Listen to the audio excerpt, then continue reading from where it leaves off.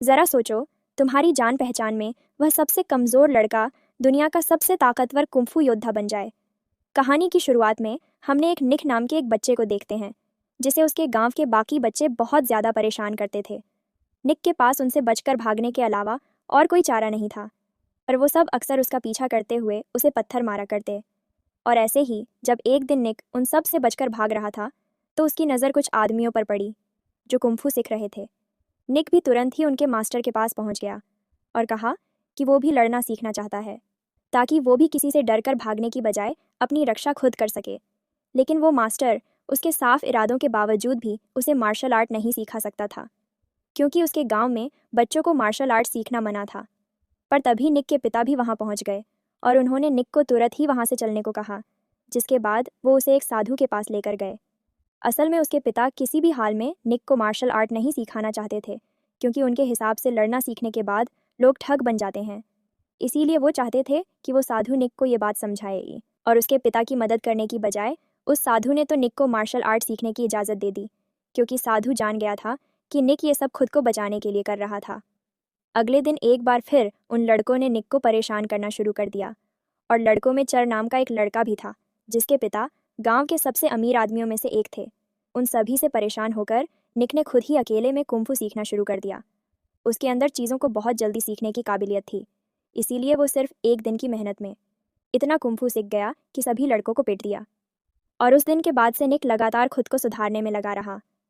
कुछ सालों बाद जब वो बड़ा हो गया, तो एक दिन चर और उसके साथियों ने एक बार फिर से निक पर हमला कर दिया, क्योंकि वो सब कुछ साल पहले हुई अपनी बेइज्जती का बदला लेना चाहते थे। पर अपने साथ पूरी फौज लाने के बावजूद भी निक ने उन सभी को जंगल में ले जाकर बुरी तरह पीट दिया। जब घर जाकर चर ने ये बात अपने पिता को बताई, तो उसके पिता ने कहा कि हाँ, तो उस पर हमला क्यों किया था तुमने? असल में अब निक को अपनी ज़बरदस्त कुंफू काबिलियत की वजह से आसपास के गांव के फाइटर से लड़ने के लिए पैसे मिलते थे, और इन्हीं लड़ाइयों में चर के पिता भी निक पर पैसा लगाकर काफ़ी पैसा कमाते थे। इसीलिए उन्होंने चर को निक से दूर रहने के लिए कहा। पूरे गांव में निक को एक खतरनाक फाइटर के साथ साथ पैसे बनाने की मशीन भी कहा जाता था। लेकिन ये सब उस दिन बदल गया जब निक की लड़ाई खारू नाम के एक फाइटर से हुई। उस लड़ाई के दौरान खारू ने निक को बड़ी आसानी से हरा दिया। इस बीच वो बेहोश होकर नदी में गिर गया, लेकिन उसके मतलबी गांव वाले उसे बेहोशी की हालत में ही छोड़कर चले गए। थोड़ी देर बाद एक शराबी ने निक को खींचकर नदी से बाहर निकाला, और जैसे ही उसे होश आया, तो उसने सबसे पहले अपने मास्टर और साथियों के बारे में पूछा, जिस पर उस आदमी ने उसे समझाया कि दरअसल उसके हारने की वजह से उनके पैसे डूब गए थे, इसीलिए वो लोग उससे गुस्से में यहीं पर छोड़कर चले गए। ये सुनकर निक को बहुत ज़्यादा बुरा लगा। इसके बाद उस आदमी ने निक को जगह जगह जाकर अलग अलग कुंफू स्टाइल सीखने का सुझाव दिया, क्योंकि उसके मुताबिक उनके गांव में जो तकनीक सिखाई जाती थी वो काफ़ी कमज़ोर थी, और इस तकनीक से तो वो ज़्यादा आगे नहीं जा पाएगा। निक ने उस आदमी की बात समझी और फिर वो अपने सफ़र पर निकल गया। कुछ देर तक चलने के बाद वो एक कुंफू स्कूल में पहुंचा, और उसने तुरंत ही सीखना शुरू कर दिया। और जब उस स्कूल के टीचर की नज़र निक पर पड़ी, तो उन्होंने उससे वहाँ आने की वजह पूछी, जिस पर निक ने उन्हें बताया कि वो अलग अलग जगह से अलग अलग कुंफू स्टाइल्स को सीखना चाहता है। उसका ये जवाब मास्टर को बहुत पसंद आया, और उन्होंने निक को वहाँ सीखने की इजाज़त दे दी। कुछ दिनों तक वहाँ मेहनत करने के बाद निक वहाँ के अच्छे से अच्छे फाइटर को हराने लगा।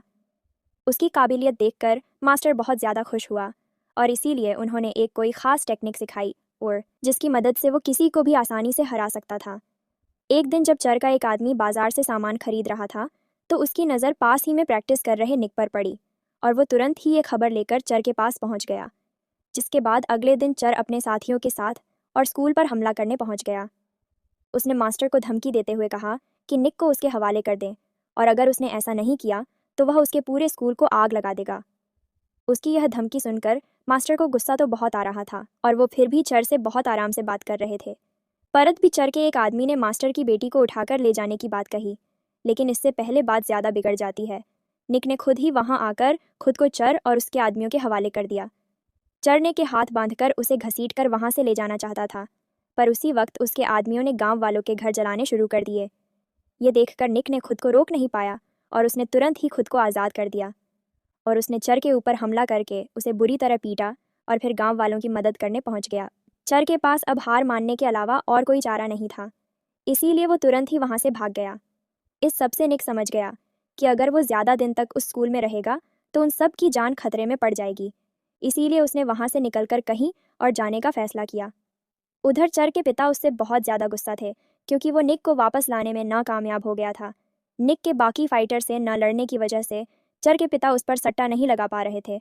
अपने पिता से डांट खाने के बाद चर उसके आदमियों ने उन सभी गांव वालों को मारने का फैसला किया जिन्होंने भी निक की भागने में मदद की थी। उधर जब निक जंगल के रास्ते से जा रहा था तो उसकी मुलाकात बूमकट नाम के एक आदमी से हुई जो उसके साथ मिलकर कुंफू सिखाना चाहता था। अगले दिन निक और बूमकट एक गांव में पहुंचे जहां रात को एक शो होने वाला था। बूमकट तुरंत ही वहां की मैनेजर लिंग से काम मांगने के लिए पहुंचा, जिसके बाद लिंग उन दोनों को अपने पिता के पास लेकर गई जिन्होंने पहले तो उन्हें काम पर रखने से मना कर दिया। और जब उन्हें पता चला कि वो दोनों उन्हें कुछ पैसे देने के लिए भी तैयार थे तो लिंग के पिता तुरंत ही उन्हें काम पर रखने के लिए मान गए। और उस रात निक और बूमकट ने पैसे कमाने के लिए उस शो में एक्टर्स के तौर पर भी काम किया। अगली सुबह जब उसकी आंख खुली तो उसे पता चला कि निक तो पहले ही वहां से चला गया था। उधर चर और उसके आदमियों ने उसके प्लान के मुताबिक ही गांव वालों पर हमला करना शुरू कर दिया था और इस बार लिमियान नाम की एक लड़की भी उसके इस हमले का शिकार बन गई। पर उस वक्त निक पास से ही गुजर रहा था और वो तुरंत ही उसकी मदद के लिए भागा।